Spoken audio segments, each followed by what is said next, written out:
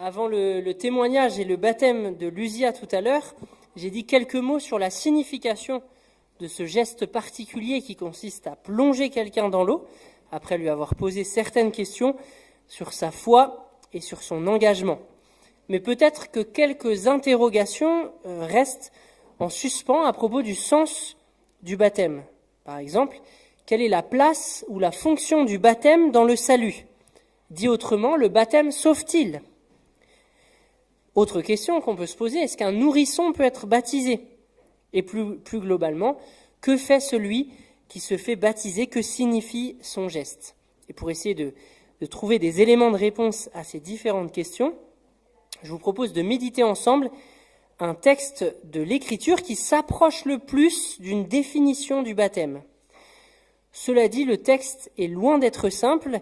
Martin Luther, le réformateur allemand du XVIe siècle, disait à propos du texte que je vais vous lire juste après, il disait « C'est un texte étrange et un passage obscur comme aucun autre dans le Nouveau Testament. Je ne sais pas avec certitude ce que Saint Pierre veut dire. » Alors essayons quand même d'en tirer quelques lumières pour nous à propos du sens du baptême ce matin. Et je vous invite à lire avec moi, donc dans la première lettre de Pierre, au chapitre 3, les versets 18 à 22. Première lettre de Pierre, au chapitre 3, les versets 18 à 22. Christ lui-même a souffert la mort pour les péchés une fois pour toutes. Lui, l'innocent, il est mort pour des coupables afin de vous conduire à Dieu. Il a été mis à mort quant à son corps, mais il a été ramené à la vie quant à l'esprit.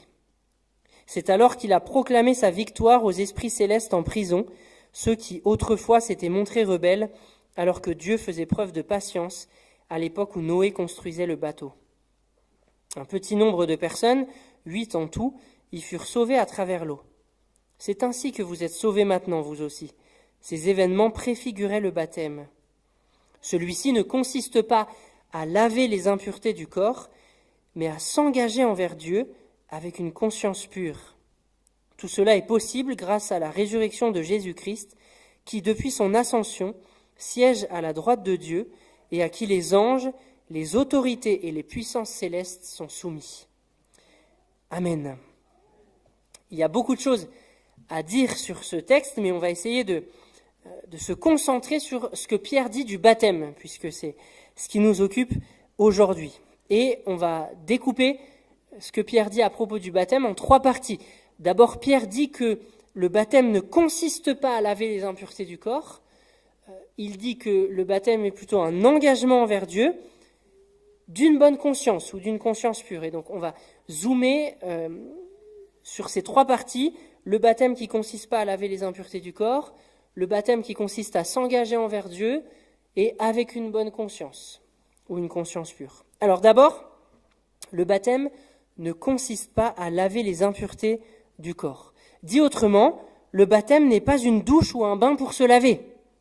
Luzia s'était déjà lavée ce matin ou elle se lavera ce soir, peu importe. Ce qu'on a fait ici, c'était pas de faire prendre un bain à Luzia pour qu'elle se lave.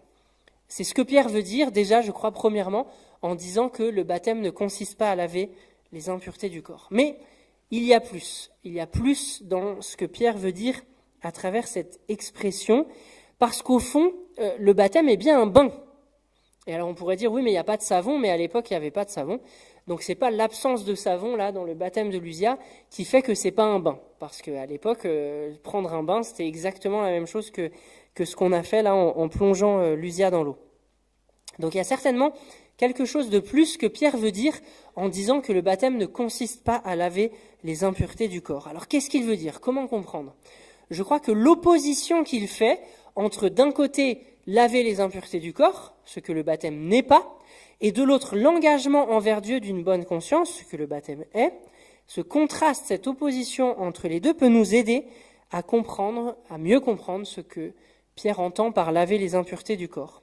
En fait, le mot qu'on traduit ici par corps, qui est traduit ailleurs par chair, et qu'on comprend bien souvent de travers, ne désigne pas seulement le corps ou la chair de l'être humain, mais de manière un peu plus large, ça désigne toute l'extériorité, toute la vie humaine dans son extériorité. Là où, par contraste et par opposition, l'engagement et la bonne conscience, ça désigne l'intériorité de l'être humain. Le fait de s'engager et d'avoir une bonne conscience, c'est quelque chose qui concerne la vie intérieure de l'être humain. Donc Pierre dresse une opposition entre une efficacité extérieure du baptême et la disposition intérieure par l'engagement et la bonne conscience de celui qui se fait baptiser. Donc en disant que le baptême n'est pas le fait de laver les impuretés du corps, au-delà du fait de dire que ce n'est pas une douche ou un bain pour se laver, ce que Pierre signifie, c'est que le baptême n'est pas un rite de purification qui a son efficacité propre. Le baptême n'agit pas extérieurement sur le baptisé. Au contraire, c'est l'orientation intérieure du baptisé, et j'y reviendrai juste après, c'est l'orientation intérieure qui fait que celui-ci décide de passer par les eaux du baptême. Mais il n'y a pas d'efficacité extérieure au rite. Pour le dire encore autrement, le baptême n'est pas un acte magique. Le baptême n'opère pas de purification en lui-même. Lucia n'est pas plus pure après son baptême qu'avant. Désolé Lucia. Le baptême, d'après Pierre, c'est l'engagement envers Dieu d'une bonne conscience, ou d'une conscience pure selon les traductions. Alors qu'est-ce que ça veut dire ? Attardons-nous d'abord sur l'aspect engagement envers Dieu. Le baptême donc qui consiste pas à laver les impuretés du corps, mais qui consiste plutôt à s'engager envers Dieu.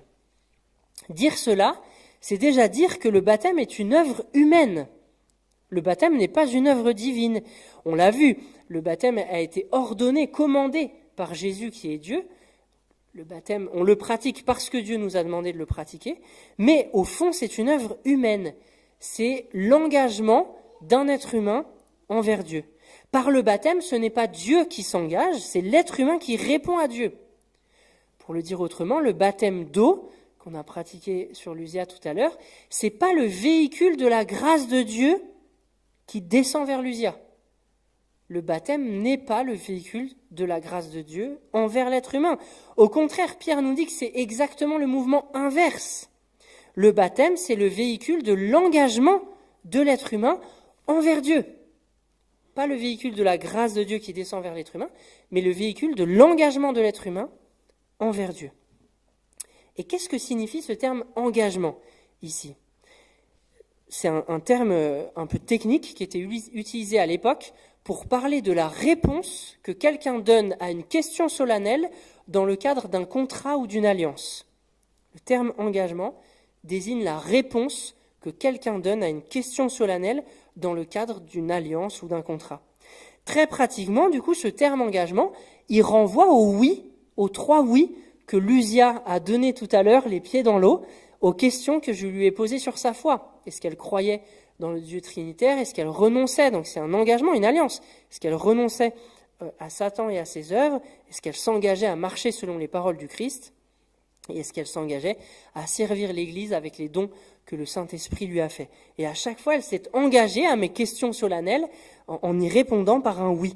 Eh bien, c'est à cela, à cette alliance-là, à cette confession-là de Lucia que renvoie ce terme engagement qui est utilisé par Pierre ici dans notre texte. C'est utiliser ce terme engagement pour parler du sens du baptême d'eau, c'est dire que le baptême est une confession de foi.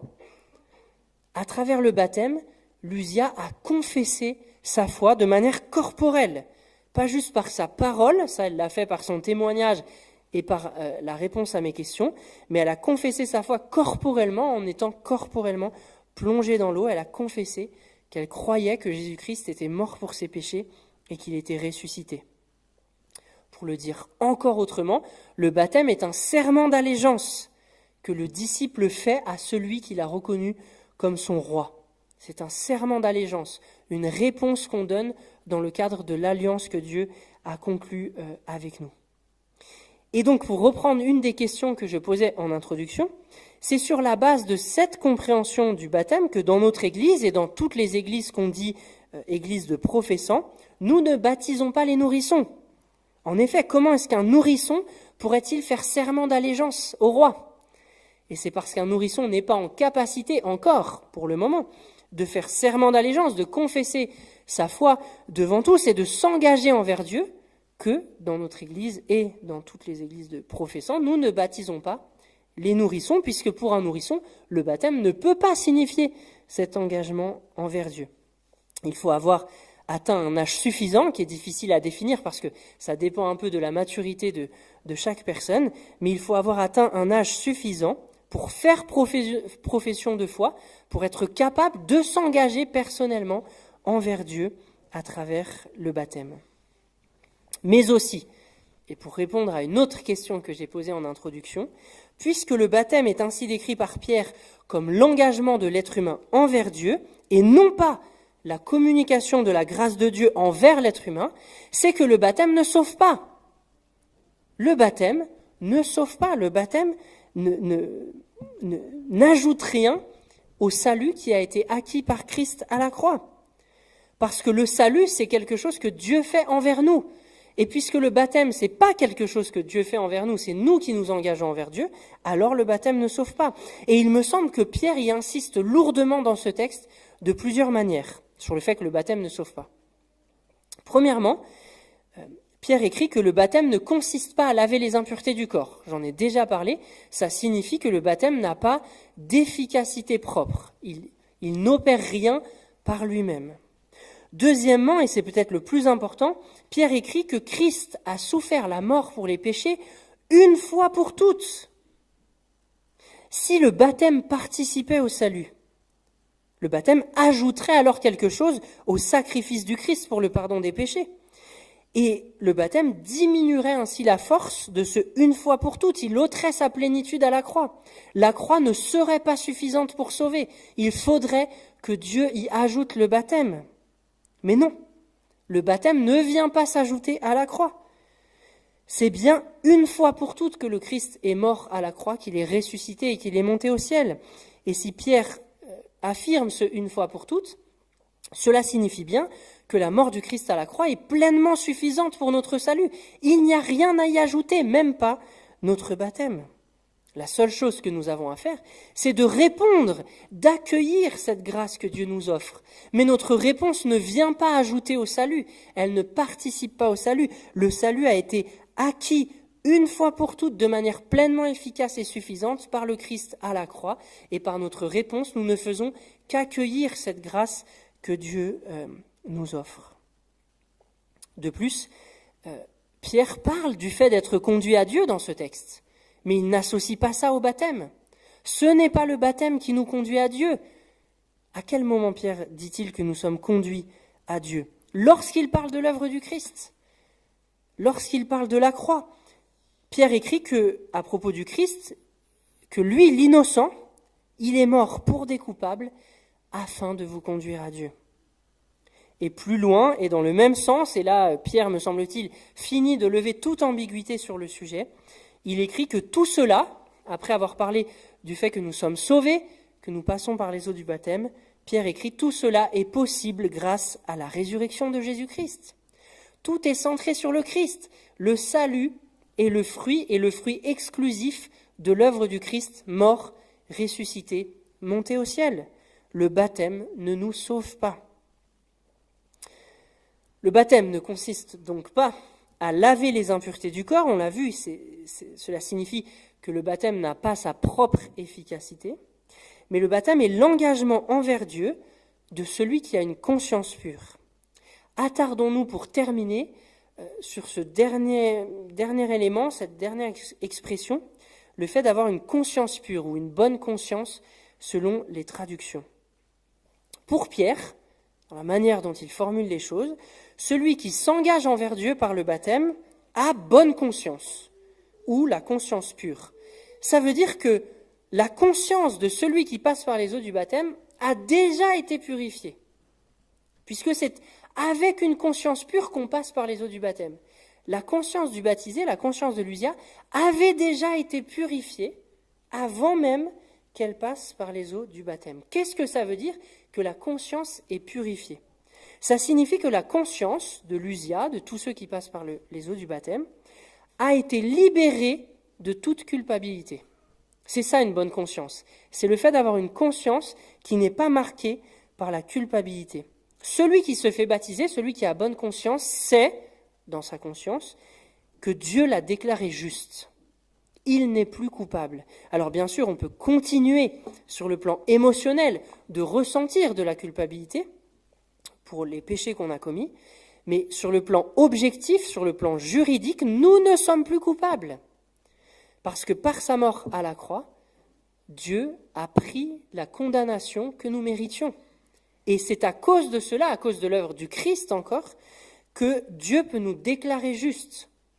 Lorsque Dieu nous pardonne nos péchés et qu'il nous déclare justes, ce n'est pas parce qu'il ferme les yeux sur ce que nous avons fait. Le pardon de Dieu ne revient pas à dire « c'est pas grave, je regarde plus, on va oublier ce que tu as fait ». Non. Le pardon de Dieu passe par une justice, une juste justice, par l'accomplissement de la justice de Dieu, mais au lieu que nous subissions cette justice, Christ l'a subie à notre place. Puisque nous ne pouvions pas nous sauver nous-mêmes, Jésus-Christ a décidé, en étroite collaboration, en étroite communion avec le Père et l'Esprit Saint, de s'offrir en sacrifice pour les péchés à notre place, pour nous obtenir le pardon de nos fautes. Lui, l'innocent, il est mort pour des coupables, c'est-à-dire à notre place et en notre faveur. Dans son amour, il a accepté de prendre sur lui la condamnation que méritaient nos fautes et la condamnation que méritait notre rébellion contre Dieu, c'est-à-dire la mort. La Bible dit très clairement à plusieurs reprises que la rétribution que mérite notre péché et notre rébellion contre Dieu, c'est la mort. C'est pourquoi Christ, dans son amour, a décidé de mourir pour nous, pour des coupables, à notre place. Et c'est bien parce que notre condamnation a été payée par lui, qu'une fois que nous sommes unis à lui par la foi, nous ne sommes objectivement plus coupables. À nouveau, nous pouvons ressentir de la culpabilité, mais objectivement, pour Dieu et d'après la justice de Dieu, nous ne sommes plus coupables parce que la condamnation a été payée. La dette qui avait été contractée par nous, par les fautes que nous avons été commises, a été payée par le Christ à la croix. Et à cause de cette œuvre de Christ pour nous, Dieu nous déclare justes. C'est ça que Pierre veut dire lorsqu'il dit que nous nous engageons par les eaux du baptême envers Dieu avec une conscience pure, avec une bonne conscience. Nous avons déjà été lavés de cette culpabilité par l'œuvre du Christ avant même de passer par les eaux du baptême. Et c'est précisément parce que nous avons été sauvés par Dieu, par Jésus-Christ, que nous avons mis notre confiance en lui, que nous pouvons passer par les eaux du baptême avec donc une bonne conscience ou une conscience pure. Le baptême est donc le geste de celles et ceux qui ont déjà reçu cette justice, cette bonne conscience, et qui, en réponse à cette œuvre du Christ pour eux, s'engagent envers Dieu. Alors résumons. Essayons de résumer le message de Pierre dans ce texte. Il me semble qu'on peut résumer, synthétiser le message de l'apôtre dans ce texte en disant cela. Jésus est mort pour nos péchés, à notre place, pour nous conduire à Dieu. Il est l'unique chemin qui mène à Dieu, il n'y en a pas d'autre. Sa mort, qui aurait pu sembler être une défaite, était en réalité une victoire, car il est ressuscité dans son corps. Après cela, après sa résurrection, il est monté au ciel, il a proclamé sa victoire aux esprits célestes en prison, un autre élément du texte qui est très compliqué à interpréter. Il y a plusieurs interprétations, mais l'interprétation la plus courante aujourd'hui, c'est de comprendre par là que lorsqu'il est remonté au ciel, après sa résurrection, Jésus a proclamé sa victoire aux démons, aux anges déchus. Et je crois que le verset 22, le dernier verset de notre texte, le redit autrement. Le Christ siège à la droite de Dieu et les anges, les autorités et les puissances célestes lui sont soumis. Et je crois que c'est dans le parallèle avec ce verset 22 qu'il faut comprendre cette proclamation du Christ aux esprits célestes en prison. Lorsqu'il est remonté au ciel, le Christ a proclamé sa victoire aux démons, aux anges déchus. Il s'est assis sur le trône de Dieu et il règne depuis le siège de Dieu sur tout l'univers. En faisant cela, par sa mort, sa résurrection et son ascension au ciel, Jésus a ainsi ouvert et inauguré le royaume de Dieu. Et en passant par l'eau du baptême, Lucia a ainsi fait un serment d'allégeance au roi Jésus, à ce roi qui est assis sur le trône de Dieu dans le ciel. Lucia a confessé sa foi devant tous en Jésus et elle a déclaré publiquement faire partie de son peuple. Certes, le baptême n'a pas d'efficacité propre et il ne sauve pas, il n'en est pas moins un signe fort et riche de sens pour le chrétien.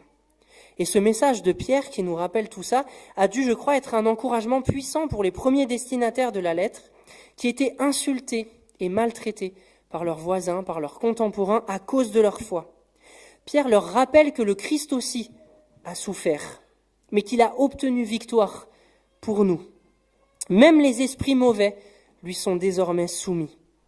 Ce texte ce matin est peut-être l'occasion, pour celles et ceux d'entre nous qui sont déjà baptisés, de nous rappeler le sens de ce que nous avons fait.